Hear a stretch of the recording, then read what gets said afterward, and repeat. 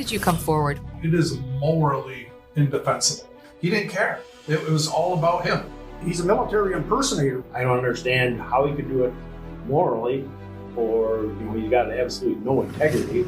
The rumor went across the state that he had quit, and it was like, who the hell does that? I mean, it was just unbelievable that a CSM abandoned his troops, 500 soldiers basically, but beyond that, there's 1,000 parents out there that expect that person to lead those people into combat. He's a habitual liar. He lies about everything. He lies about stuff that doesn't make sense. You're taking a piece of their thunder and you're trying to capture it and put it in a bottle for yourself and use that for your own benefit. He basically said, I've got better things to do. Go pick somebody else to go on a mission. Well, if you sold out your guard unit and abandoned them, I mean, what are you going to do at the national level? Fear is a reaction. Bravery is a decision. And Walz has made the wrong decision. He's not brave. I call him a coward because he is. All right, guys. So we got to talk about Tim Walz, okay? Because Tim Walz was confronted with a tough question, okay? And he basically immediately ran away, which is an example of the type of leadership that this country is signing up for if they decide to elect Kamala Harris and Tim Walz, okay? Because there's some devastating news that has come out involving the Israeli-Gaza conflict, in which you have hostages that have been found dead by the IDF, including one Israeli-American hostage. And I want to go ahead and play this clip so that you guys can get a better understanding of what happened. The Israeli military says it recovered the bodies of 6 hostages from an underground tunnel in Gaza on Saturday. The IDF has identified all 6 bodies, which include Israeli-American Hirsch Goldbid Poland. The Israeli defense minister said the hostages were killed just before troops could reach them.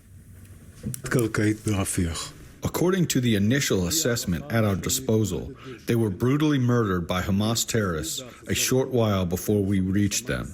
They were abducted alive on the morning of October 7th by the Hamas terror organization.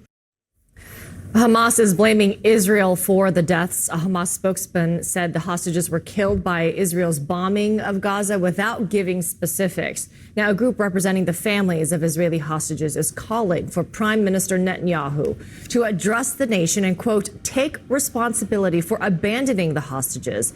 Netanyahu released a taped statement this morning blaming Hamas for the murders of the hostages and accused them of not wanting a ceasefire deal.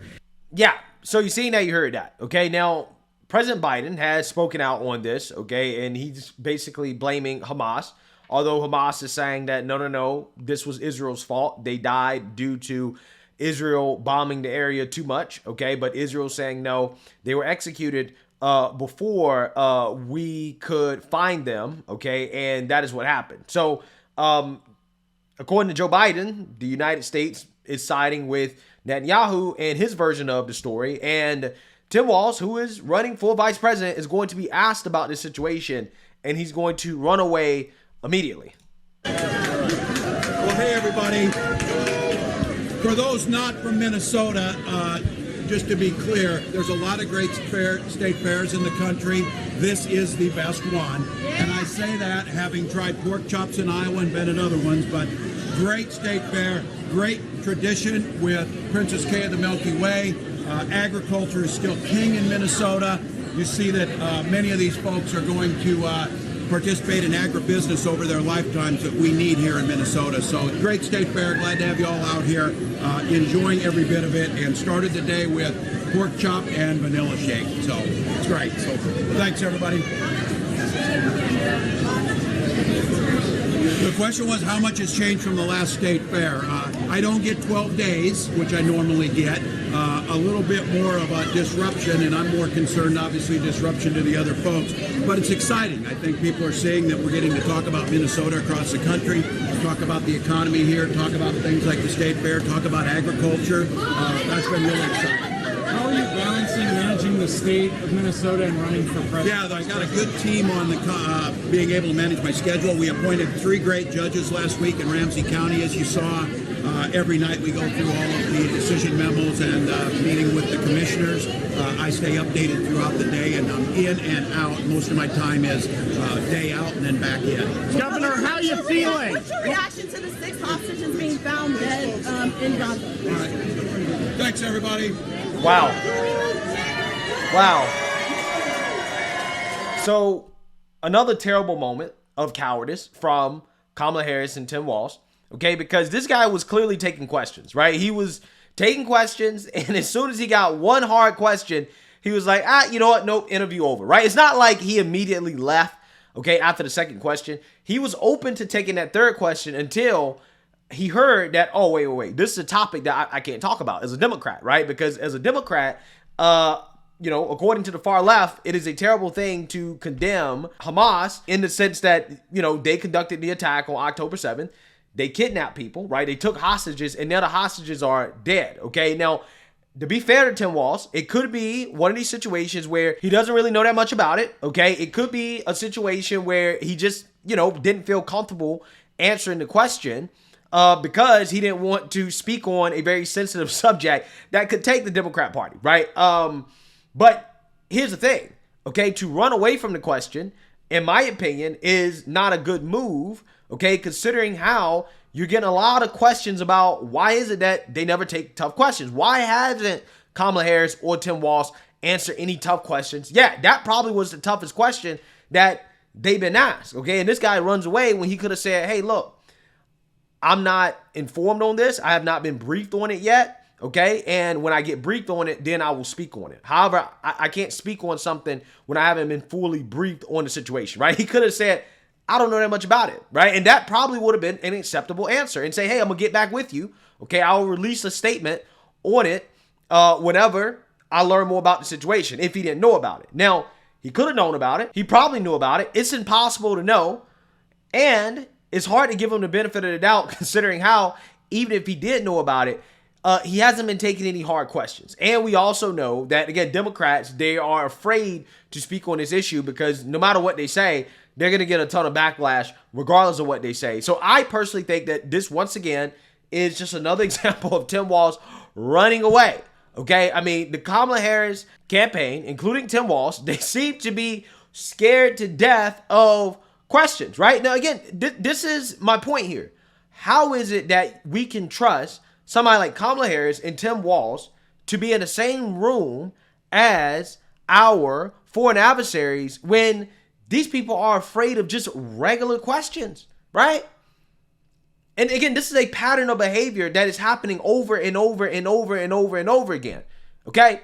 Because I want to get Tim Walz the benefit of the doubt, but I can't, right? This pattern of behavior of cowardice is something that is extremely disturbing, and American people has to see this for what it is, right? These people are afraid, okay? I've never seen a more scary, scripted, and non-transparent presidential ticket than the Kamala Harris-Tim Walz ticket, right? Is this really what the American people want? This type of weakness? Okay? I smell weakness all over these people, okay? And every single day they show that they are the weakest ticket in history. Kamala Harris and Tim Walz are a reflection of how soft this country has become, right? So soft that questions are scary, right? Scared to death, running away, okay? All you gotta do is say, hey, I didn't know.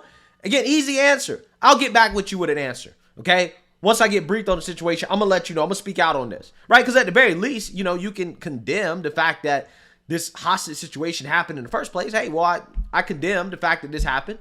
I want to learn more about it, and then I'll speak on it more later. But they can't even do that, right? They can't even do that because they're afraid that they're going to get backlash from the far left, okay? This is what's happening, right? They're afraid of their own base, okay? So afraid that they can't even say something as basic as just say, hey, I send my condolences to those who lost their lives, and clearly this is a terrible situation. This hostage situation, what Hamas did must be condemned, okay? And we'll go from there. Again, he could have said all types of stuff, right? But again, these guys, they can't do anything off a script. Can't do anything off of a script. Is this what we want? A scripted presidency? And the crazy part is that was the whole point of overthrowing Joe Biden, right? The whole point of overthrowing Joe Biden is that you could get somebody at the top of the ticket, okay, that can actually speak on these issues, that can take these tough questions, and that can be presidential, right? That's not clearly mentally deteriorating, right? Because that's Biden's problem, okay? But apparently not. Apparently they replaced Biden with somebody just like him, but younger, okay? In the sense that Kamala and Tim Walz, they're just as useless. They're not making up for Biden's deficiencies because they're just as deficient as Joe Biden is, okay? We didn't get answers from Joe Biden. We're not getting answers from them. This is just the standard Democrat Party playbook, okay? We're not going to tell you about anything unless we got a script in front of us telling us what to say, right? Other than that, we're not going to do it. Not going to do it. Wow. So yeah, this is just another example of the weakness coming from Kamala Harris and Tim Walz. And the worst part about this is that these people are supposed to be an example of leadership in this country, what young people are supposed to look up to as a model to follow in regards to leadership and how to deal with adversity. Right? But what they're showing us is that it's okay to run away from adversity, right? If you're uncomfortable with anything, including a question, just run away. Just run away from it, right? Not a good example for the American people. And again, I just think that this is a part of a disturbing pattern of behavior where they're setting an example that is terrible for this country. So let me know what you guys think. Make sure you like, comment, and subscribe. Most importantly, share a Black conservative perspective. Peace.